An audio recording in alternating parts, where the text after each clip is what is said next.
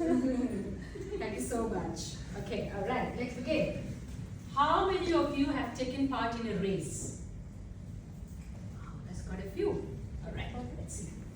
So, when the race starts, all right, all the contestants line up, all right? You ready? Okay, when the participant is ready for the race, what are the three words? It's ready. The first word is ready. Ready. On your mark. Ready.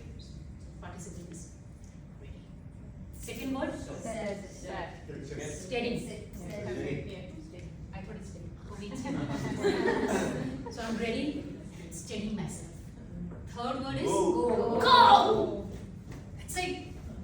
So the contestants, so all the participants, they get ready, they steady themselves, and they run, and they try to win. They may not win, but they try to win. So that is what we are here going to do today.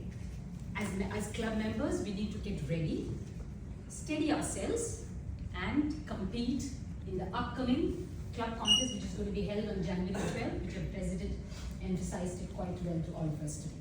Alright, so today what I'm going to cover is, what is the Toastmasters Contest, why is it held, and why should you compete? Three main parts, and then I'll give an overview of what happens in a Toastmaster contest. In each category, what happens. That's what I'm going to do. Alright, so let's see, what is a Toastmasters contest? Okay, now Toastmasters, in Toastmasters International, contests are a tradition. I will say it's a tradition, because thousands of Toastmasters take part in 4 main categories of contests every year. Every year we have contests like that. So what are the 4 main categories? International speech contest, evaluation speech contest, table topic speech contest, and then we have the humorous speech contest. These are the 4 categories. Now let's see now how it happens. Now the contest starts at the club level. Alright? Okay, today, how many of you remember the pyramid which our President showed it to us? She showed us a pyramid. Members, club, area, division, district. You guys remember that? Region, Toastmasters International, right? Yeah? Okay. So the contest starts at the club level, which again, our club contest is going to take place on 12th of January. Okay. The winners from the club, they move to the area, okay, the division, and then the district. Now, for 3 categories, that is for evaluation, table topics, and humorous, only for these 3 categories, the contestants go up till the district. Okay, am I clear on that? Okay, so you progress up to district for these 3 categories. In the case of international speech contest, now in the pyramid you saw, you after the district, what is there? After the district, what do you have? Region. You have the region, and then you have the Toastmasters International headquarters. All right. So only for the international speech category, from the district, the winner moves to the region quarterfinal level. All right. And from there, winner from there moves to the semi-finals, and then to the finals, and that's called the World Championship of Public Speaking. All right. And the winner is called the World Champion of Public Speaking. Wow, that's a title, right? Amazing. And for other 3 categories, when you go to the district, you're actually called the District Champion of International Speech. You're called the District Champion of Table Topics, the District Champion of Evaluation. So have I motivated guys enough to take part in the contest? Yeah? It all sounds great, right? Okay, so this is what is a Toastmasters contest. The basics. Right? Now, why are contests held?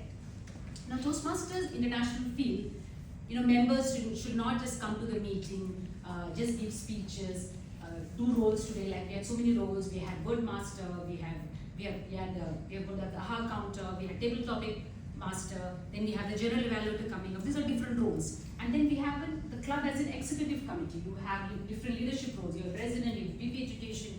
So everybody is coming and doing that, all right? But Toastmasters International feel members should also take part in a contest, compete against each other, all right? Because that is the way you will, that's the only way you will test your skill.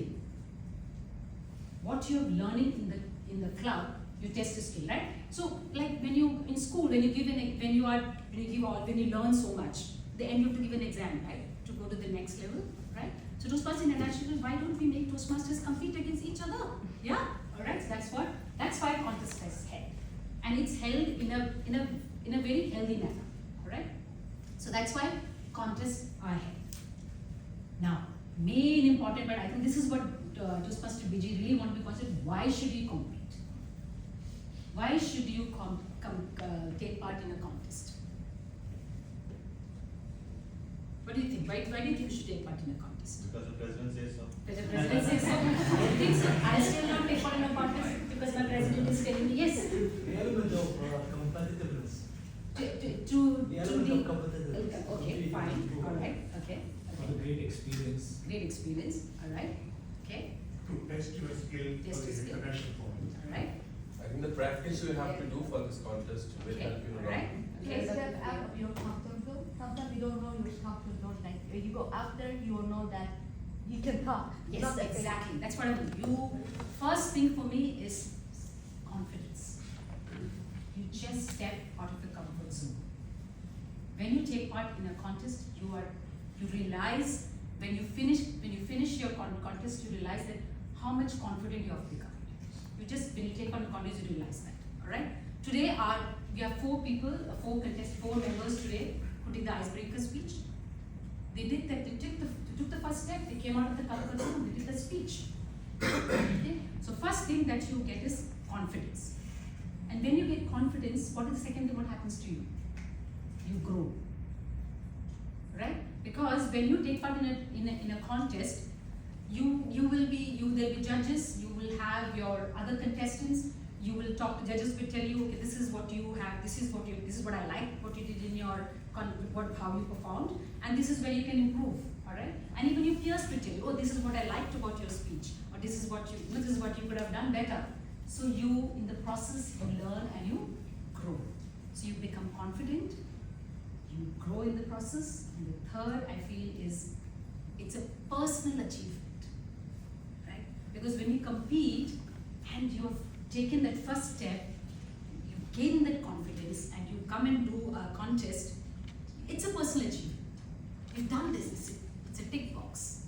You know, for me, I like it's a tick box. And if you win, wow, nothing like it. You get a trophy, you get a certificate, your picture goes up on the poster, you're one of the winners, right? So it's a personal achievement. So when you compete, and you should compete because you will get these 3 things very easily: is confidence, growth, and it's a personal achievement.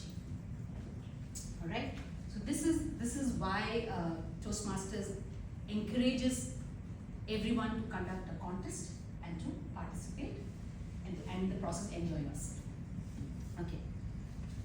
Now the next is, any questions? Anybody has any questions till now? Why did you compete? Why do you compete? I will just say that. You. Why do I compete? Why did I Why compete? did you compete the first time you did? Why did I compete? Same thing. I wanted to get out of my comfort zone. When I joined Toastmasters in 2012, and it's not that I was not aware of Toastmasters. I knew about contests, but I wanted to get out of the comfort zone. And I remember I was like round off peeing in my pants. Yeah, I was doing that. I think we all have done that, but I still participated because I wanted to come out of my comfort zone. Yeah. All right. Now, what happens in each contest and how it is contested, how it is conducted, okay? To participate in any contest, you have to be a paid member of the club. Your fees should have been paid to Toastmasters International. That's something which the club ExCom will look at it. That when you put down your name, they'll see that you are a paid member of the club. For the international speech category, only for this category, there are certain criteria. To participate in this category, members should have completed level 1 and level 2 of any part of the Pathways program. Okay, should have completed 1 and 2 levels, or you should be a distinguished Toastmaster like me. All right. Okay. I have not then completed any levels, but I can still participate because I'm a distinguished Toastmaster. So that is what they have done That's the criteria that they for international contest. For all other categories, there are no restrictions. You only have to say that you are a paid member of the club. So anybody or any one of you can take part in even in the humorous category. You don't have to think that you need to finish a certain level. You can take part in the humorous category. Now, for the table topic contest, unlike our club meetings, today we saw that Toastmaster Akib had different topic for each participant he called, right? Everybody had a different topic. But for the table topic contest, it's the same topic for each contestant. It's the same topic for each contestant. So I'll explain. Suppose there are 8 contestants. So what happens during the contest is that the first contestant remains in the room. The rest 7 contestants are taken out to a waiting area by the sergeant-at-arms. Alright? And when your turn comes, you will be brought back to the contest room and then you will address the topic. Now, why do you think this is done? Why do you think you're taken out of the room? What do you think? So that you don't get enough time to think. Judging it part. So you're judging it part. Judging it part. That is done because it's the same topic for everyone. You don't. to think about it. No, you don't. Actually, the reason is you don't get to hear how the previous person addressed the topic. So that's the reason because it's the same topic, right? So you're taken out of the room and it's a contest. You're waiting there. You only come for when you come, you only hear yourself. You don't hear what the previous contestant did. Okay? So that is the reason everybody is taken out of the room and brought back one by one in table topics contest. For the evaluation contest, what happens? There is a mystery speaker. Okay, today we heard 4 icebreaker speeches. They were objectives were all same. We know who the speaker are. We knew the speakers. We know who's going to evaluate them, right? But in evaluation contest, there is a mystery speaker who will present a speech for 5 to 7 minutes. Okay? Usually the speaker is from another club. Right? And why is it called a mystery speaker? What do you think is a mystery speaker? The identity is not known to anyone. Yeah, because the identity should not, the contestants should not know who is going to deliver the speech. For you, it's like you may know the person when the person comes on stage, you may have heard the speech person earlier, but it's a mystery speaker. It's not revealed to you who's going to deliver the speech. Unlike in the club contest, you already know, you speak to the evaluator speaks to the speaker. Like sometimes they have a conversation as to what are the points of improvement you want me to look at. Sometimes the speaker and the evaluators have a conversation for the normal meetings. But in the contest, you don't know who's going to come and deliver the speech. And there are no speech objectives. Here today we know the speech objective that everybody had to deliver an icebreaker speech as to introduce themselves. But in the evaluation contest, there are no speech objectives. Speech objective is not read out. The person will come here and deliver a speech and you have to evaluate the speaker on the basis of what you have heard. You don't know what the objectives are. In this case also what happens in evaluation contest, when the Mr. Speaker is speaking, all the contestants will take notes. Okay? You will take notes when the contest is going on. When the speaker is speaking, sorry. When the speaker finishes speaking, all the contestants are taken out again to the waiting area. There's a waiting area with the sergeant-at-arms. You're taken out there. And then you get the timer times in for 5 minutes. You get 5 minutes to compile your notes. So whatever you've written what you heard the speaker speak, you'll sit there and you'll put it down properly, structure it properly for yourself. And then when the 5 minutes are over, the sergeant-at-arms will take your notes away. Okay? Alright? And then when your turn comes, before you enter the room or when you're at the door, the sergeant-at-arms will give the paper back to you. So then that time you can look at your notes and then you'll come here and you will do the evaluation. So that is what happens in the contest, which is you'll see today we'll have evaluators who will come up here and do the evaluation. The paper is always with you. The evaluators, some are still preparing, I think. So, like that can happen, that's normal for a normal club meeting. But for a contest, you get only 5 minutes to prepare. So it's different, basically it is to compete with each other. So there is a proper structure. So that's what happens in a evaluation contest. Anything else? If does anybody have any questions? Yes, Hussein. How will you prepare for table topics contest? I'll come to that. I'm coming to that, okay?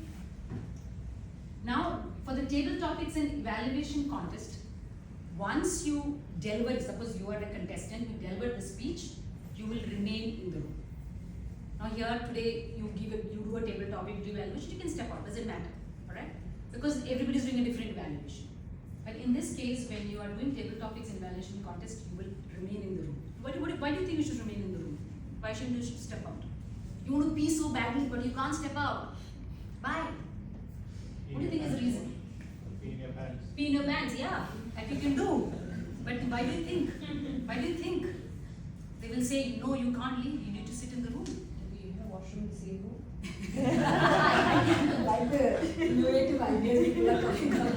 The reason is because you might end up communicating with the other contestants. Right? You might end up communicating with the other contestants. So you should, it's a contest. So it's like, you know, that's a rule they have made. So once you finish your turn, you keep sitting in the room till the contest. You hold on to the pee, or you wear a diaper, pamper, whatever you want to do that day, you can do that day. I'm sorry, I'm just digressing to something else altogether. Alright, so that's what you do, you remain in the room until the contest gets over. And that is only for table topics and evaluation. In the case of international and humorous contest, when the rules are being read out, you have to be in the room. Okay? Once the contest starts, suppose you are the third or the fourth contestants, you can move out of the room. Okay? You can practice your speech and you can come back later when your turn comes. For international and humorous, there is no restriction. But when the rules are being read out, you have to be in the room. Now what I mean by the rules are being read out, each contest is conducted by a contest master. Okay? Today we had the table topic master. So for each contest there is a contest master who will be actually briefing you before the contest. Will be briefing you maybe in the room, outside the room, and take you through all the rules. What are the speech timings? Okay, how can you get? Why would you get? If there are points of disqualification, all that, the contest master will take you through that. The contest master will also explain to you what happens in, like what I explained to you in table topics right now, or in evaluation. The contest master will explain that to you. So there's a role of contest master who will conduct the contest and explain all the rules before the contest gets over. So these are the basic rules which I know of, which I can understand of all the contests, of the Toastmasters contest. And there are a few other rules which is there in Toastmasters contest rule book. Every year Toastmasters International takes out a rule book and it gets updated every year. This year also I think there have been a couple of updations I think. 2024, 2025 there's a new rule book. It's available with WP Education. I request WP Education to please share with them. I think his planning is getting a Google form ready to get members to put down their names, and in that I think he's going to share even the rule book. I encourage all the members who are, even if you participate, not participate, go through the rule book. It's very simple to understand, very easy to understand what happens in a contest. So please go through the rule book, and it's very clear there, so do that, okay? Now the club is actually planning. Today I'm here giving you an overview. Like I said, what is a contest? Why is it held? And why should we compete? And what happens in each category? And the club is going to planning an education session on each category. You will have the experienced Toastmasters coming and talking about international speech, evaluation speech, table topics, and evaluation. But here I'm going to share with you few tips which I think you should do when you need, coming my experience of DTM and being a member for over 12 years and being a judge. I've judged so many contests. What I look for, and I was saying I'll come to table topics very soon, as to what do I look for when I'm judging a contestant. For international contest category, your speech should ideally be inspirational. When you're writing an international speech for the international speech category. Now, when you're writing a speech, identify a personal story. What do you want to talk about? I would suggest don't talk on general things. You know that anybody can talk on that. Okay. Think about a personal story which you would like to share with the audience. Okay. Once you decide on that, second is, why should the audience know my story? Why should they listen to me? Identify that, okay? Then what is your message? What do you want to tell the audience? Through your personal story, what do you want to tell the audience? Why should the audience listen to you? And the third is how. Now you've got a story, you've got a message. How did you put that into action? What is your call of action? What did you do with the message? What did you learn from it? What was your lesson? And what did you do about it? And you tell the audience also how you can do it too. If I can do it, you can do it too.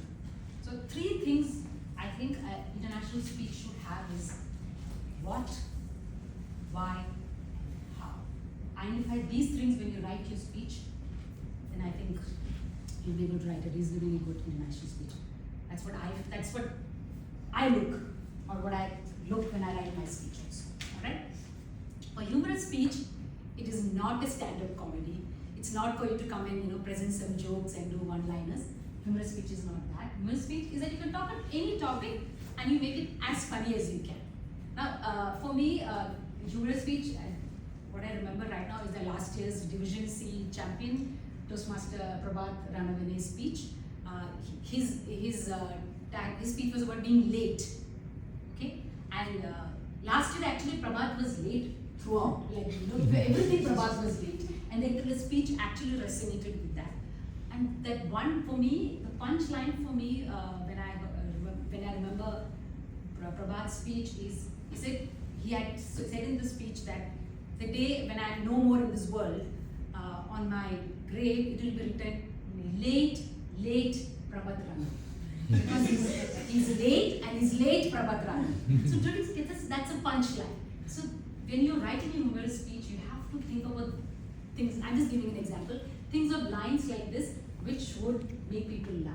And when you write a humorous speech, when you have your punchlines, you have to pause, because then the audience are going to listen, absorb it, and they're going to wait for laughter, right? So that's what to really look at when you're doing humorous. Humorous speech is also an organized speech with having an opening, body, conclusion, like your any other speech. So keep that in mind when you're writing a humorous speech. For table topics, how do you prepare for table topics? When you hear the topic, like you get 10 seconds actually when you hear the topic. You don't have to immediately start speaking. First, you just organize your thoughts. Analyze the topic. Can anybody, Akib, can you tell me one of the topics? Share an experience where practicing gratitude changed your perspective on life. So you share an experience where gratitude changed the perspective On life. on life. So you heard the word, what are the words? Gratitude, Yes. change your life. When you think of the word gratitude, what does gratitude mean to you? Alright? So you can take few seconds defining the topic. What does gratitude mean to you? And then in the meanwhile, you can organize your thought and think of a personal story, add a personal story. Again, it's all about you being on stage and telling people as to what you think of the topic. So how did you practice gratitude in your life? And which give you a different perspective. Bring your personal story, and then you end with a proper summary as to why do you believe in this topic. Alright, so you organize your thoughts. Again, you have an opening, body, a conclusion, have a personal story, try to add humor.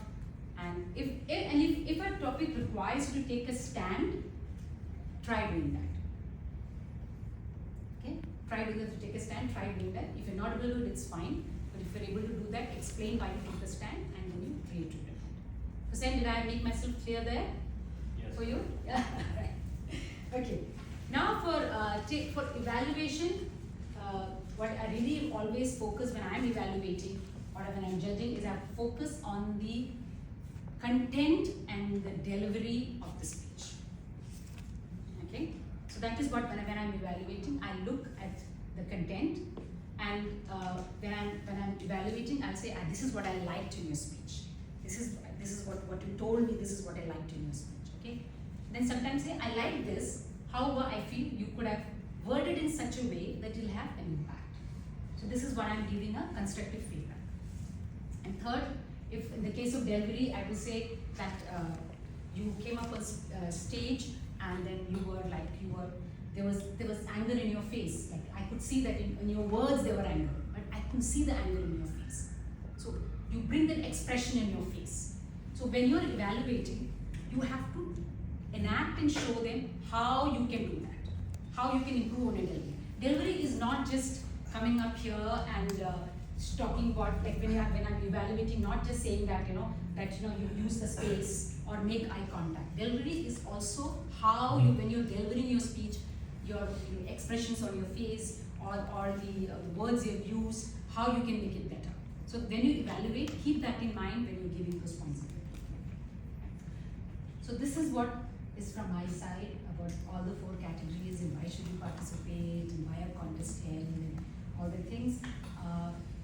I think each category there will be a detailed evaluation, a detailed education session. So I think members can get more benefit out of that. So that's it from my side. And I think already took 20 minutes. I thought I'm going to take less time, but I think it did take 20 minutes, more than that. So, how many of you are going to compete? How many is going to join the race? Wow, great, wonderful, good.